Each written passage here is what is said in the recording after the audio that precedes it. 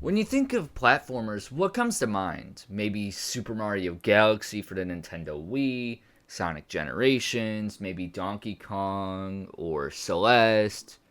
But no, I think there's a specific platformer that I believe should be considered in the similar ranks as these classics. Battleblock Theater. Damn it.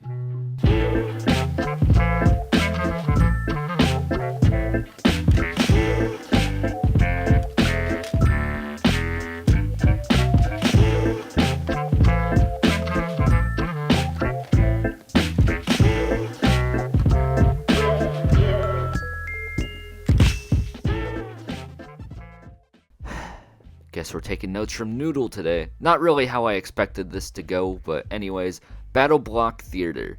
Released back on April 3rd of 2013 by the legends themselves, the Behemoth. Known for a certified banger such as Castle Crashers, which I covered almost 2 years ago, where I basically made a video where half of it was rating off statistics on the wiki. I'm very disappointed in myself. Battleblock Theater is a 2D platformer. But not just any 2D platformer, no, the Dark Souls of 2D platformers. But not just that, it's also funny. Insert stereotypical game reviewer video essayist monologue about their childhood and what their life was like growing up. In the beginning, I got my start in gaming with Nintendo, though I did have an epiphany because I think the first game I ever played was not actually Mario 64, which is a game I've gone on record many times saying, and it might actually be Transformers Revenge of the Fallen for the Xbox 360, and it explains so much. But when I was a child, I played platformers a lot more than I do now. These days, I played Mario Wonder like once for like 5 minutes and it was a co-op game and no one had fun. And the last platformer I played besides that was like Shadow Generations, which I played for an hour. It's pretty good, I guess. But I do think it could have been better. It's, as a Sonic fan would say, a step in the right direction. Battleblock isn't necessarily a game I was completely unfamiliar with, however. I had it on my PS3 growing up. I just never bothered with it for more than like 10 minutes. Castle Crashers was always my go-to game between the two of them. It wasn't because I thought the game was bad or anything, no. Castle Crashers was just so damn good that I fell in love with it. Before we proceed any further into this video, there is someone I'd like you to meet. Ladies and gentlemen, they, thems, and whoever else I'm forgetting. Oh yeah, Steve. Hi, Steve. Meet Hetty Headington. One of the greatest white guys in fiction, and in the history of America. He's also the narrator of this game, voiced by Will Stamper, also known as StamperTV, who was a YouTuber and a Newgrounds guy. I don't really know much about him. He was also a part of some classics. He voiced the Ice King in Castle Crashers, was in Ninja Sex Party, Transformers, which one, I don't know, it doesn't say, Pit People, Fortnite Rap Battle, Has Been Hotel, and apparently he showed his cock on YouTube. That had no relevance to anything. I just wanted to share that information with you. There really isn't much I can say about Stamper, as in how he's been in recent years, the kind of person he is.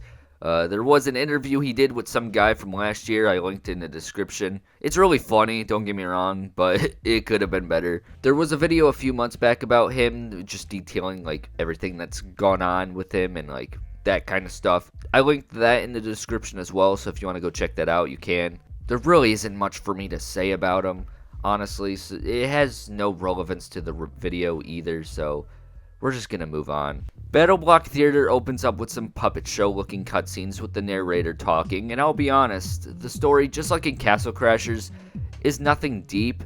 It at least has voice acting and a narration, but it can be explained in a sentence or two. You're on a ship with your best friend Hetty Haddington, and arrive to an island, and Hattie gets kidnapped and forced to wear a hat, which then forces your little naked guy thing to parkour in a theater to be viewed by cats. And you gotta get the hat off of Hattie's head. Obviously, I'm missing details, but yeah, that's about it, and it's peak. It's a very simple story, really. Not really something worth critiquing in my opinion, as it's mostly just narrated over and the narrator is really entertaining. But I also don't really want to talk about this and would rather let the performance speak for itself. Go buy the game. Play the game. Enjoy the game. Let's break the pace one more time and talk briefly about development. Something I am totally knowledgeable on. Why? because I hate you. John Baez, one of the founders and the CEO of Behemoth, has said this game was inspired by the Alien Hominids PDA games. Can I compare them? Not really. I have yet to play those games. I'll get to them soon, I promise. Now let's get into the meat of the game, being the gameplay. No. Who the fuck said that? What the fuck? The gameplay loop is fairly easy to understand. You're thrown into the level and must make it through basically a bizarre obstacle course and reach the exit. However, the exit is locked under one prerequisite, that being that you need to have collected 3 Chaos Emeralds. But there is more than just 3 in each level, usually 6 or 7, and there is a golden yarn ball you can collect as well. Where's that damn 4th Chaos Emerald? At the end of each level, you are graded based on how many of the gems you collected in the level, if you've collected the yarn ball, and how quickly you got through the level doing all of that as well, ranging from like C, B, A, and A++ if you 100% the level. And Hattie's pretty motivating on top of that. These gems you collect in each level can be used to buy back people. Yeah, they just free them from these machines for the low price of 10 gems. And yarn balls can be used to buy illegal firearms and weaponry off of some shady guards. More on that later. The game's story and levels are comprised of 8 chapters with 9 levels in each chapter, and then an encore level to finish it off, I guess you could say, which I'll talk about in a bit, but each regular level is wacky in their own right. The first, I'd say like 3 to 4 chapters aren't really that hard. They're tricky at best in my opinion. I didn't have much trouble with it. Of course, I die stupidly in like every game, so that doesn't mean much. But after that, the difficulty really does start ramping up, and when it ramps up, it has me turning into Phase Jev when I see some bullshit. Because I spawn die!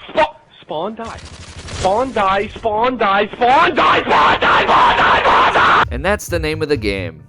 Bullshit. There are many hazards in each level that kill you, like water, spikes, a cat that spits grenades at you, the usual. There's even more different kinds of stupid shit, like a robot that shoots heat-seeking missiles. And he is one of the few that I can think of that you can't even kill.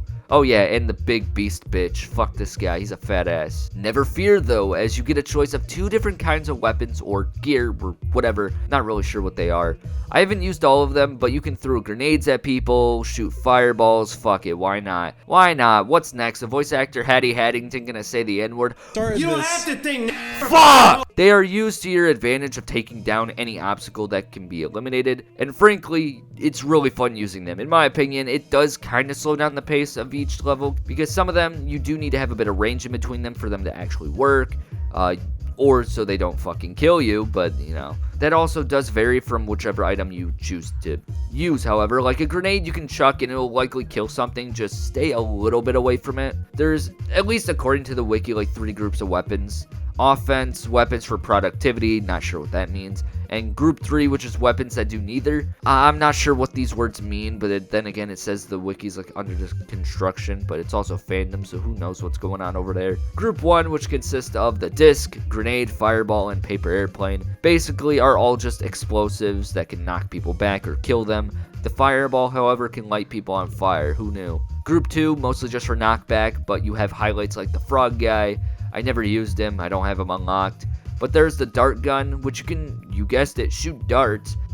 This one's actually pretty cool. You can knock back enemies, knock yourself back if you're an idiot, or just put platforms for you, giving you more strategy and making certain collectibles in the levels easier to get, like a yarn ball or something. For group 3, there is the fan, which I do have unlocked, and the ice cannon. The ice cannon just freezes things, that's it. Honestly, in my opinion, it's been the hardest one to aim with. It's not that bad though, it's still pretty usable. It freezes them for quite a bit, I think it's like 2 seconds, 3 seconds, something like that. The fan just pushes things back at enemies. You can push grenades back, fireballs, whatever, and explode and kill things.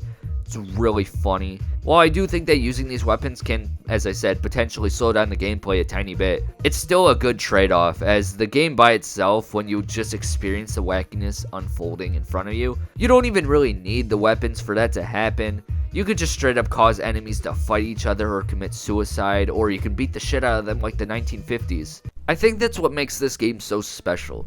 It's such a stupid bullshit game that can get as wacky as like Mario Sunshine or even go past that. Honestly, it feels more like you took Mario Party stuff or Mario Kart items, threw them into a Mario game, and then boom. And also people die, which I find pairs well with how fast-paced this game can get. It's weirdly not hard to see everything happening all at once and getting lost in like everything happening on screen.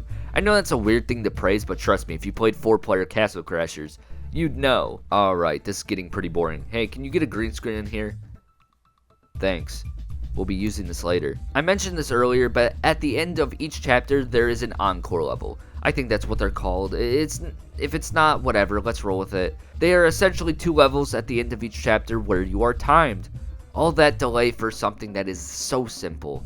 Not to state the obvious or anything, but these are the hardest levels of any chapter, especially the last one. I don't even want to talk about that one. But I love these levels, except for that last one. Obviously, they're meant to put you to the test, and maybe it's just me, but these levels give me a bit of an adrenaline rush, as they should. I think that's what it's supposed to do, but whatever. You have a very strict time limit to get to the exit, at least in the second half of the game. In the first half, I was breezing through these levels, and only had a couple of deaths, but when you make it to the exit of the first level, it throws you right into the next one without any break in between, outside of a tiny load time. And you gotta do it again, except your exit is instead turned into a key. The checkpoints do extend the timer by a few seconds. I forgot how many, I think it may be like 5 or 10 seconds. I could be wrong, someone can correct me in the comments if I am, but it's really fun. You have every sort of hazard and enemy that's trying to fight you and kill you. You also have to focus on timing and everything, which is the key of this game. You also have secret levels, which honestly, this is a last minute addition. I just discovered these for the first time earlier before recording this. And honestly, they're nothing special. You can just collect a bunch of gems and a yarn ball. And I don't think you can die in these. I've only found 2 secret levels. But hey, it's a free A++, I guess. One of the key talents you will need to play this game is patience, an extra brain cell, and being good at timing things, I guess. See, it may not come as a surprise to those who have been subscribed to me, but when I play games, my brain goes out the window. I really lack patience. I just don't know how to time things properly. I don't know why. As I keep reiterating, I wasn't really struggling with the first half. Chapter 5 and 6 were when I started getting challenged by this game. Granted, I hadn't really played a platformer in years since then, so I guess you could say I just suffered from sucking ass. Most of my deaths were caused by my impatience and being bad at just general timing of platforms moving, enemies telegraphing attacks, and the like. But it makes it so much funnier editing this video because I'm watching over my footage, seeing myself die in the same exact way on repeat for like a solid 2 minutes. And even if I never experienced it, I could feel the rage in it. Or think I'm watching IGN. It's a coin toss. Now, what elevates a platformer, or hell, a game story and gameplay in general? Well, the music, obviously. It's made by quite a few people. Wikipedia says it was music made by the Newgrounds community. Considering that's how it was in Castle Crashers, I'm pretty sure it is. The music in this game is perfect. Some tracks give off a bit of an old-timey feel to it, trying to match the theater aesthetics of the game. And the rest is just wacky nonsense that fits right in with this goofy-ass game. And they all just bang. Laidback Thrills, you ever hear this one? Get Kendrick on this shit right now. This shit was crazy. Oh yeah, and how can we forget Buckle Your Pants? The version that is just the instrumental is what you hear during some of the levels, and I think even some of the Encore levels. At least that's what I remember. And it just goes maniacal. It raises the intensity significantly, while also being a headbanger. Wicked Mummy is probably my favorite one. I never knew what it was called for the longest time, but this is the track I remember the most from this game besides Buckle Your Pants. Then you got Secret Area, which is probably just Stamper entering the early stages of Psychosis. Battleblock Theater is a game. It's a really good game. It's difficult, and that's probably why there seems to be more negative reviews on this game compared to Castle Crashers, even though that game can be bullshit at times, but oh well. This game is bullshit, and I think that makes that really funny.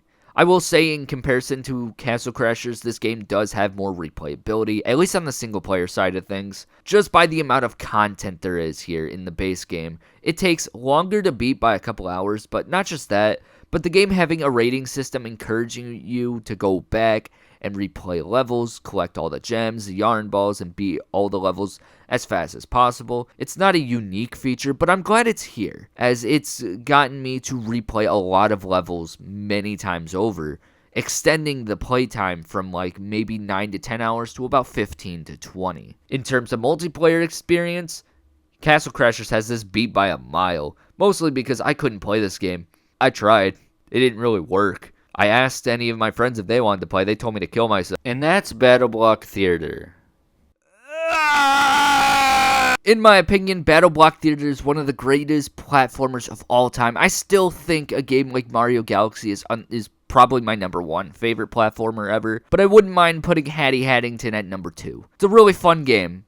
Enough said. And that's where I will be ending off today's episode. If you played Battleblock, let me know what your stance on Hattie Haddington is. Like and subscribe for more content like this. I would love to keep covering the Behemoth's games. Also, let me know which one I should cover next. I'm stuck between covering Alien Hominid, their first game, and Pit People. If I do cover Alien Hominid, however, I will just follow that up with the sequel, Alien Hominid Invasion, so let me know. I have what you'd like to call an M. Night Shyamalan penis. And if you enjoyed the video, good. Now goodbye.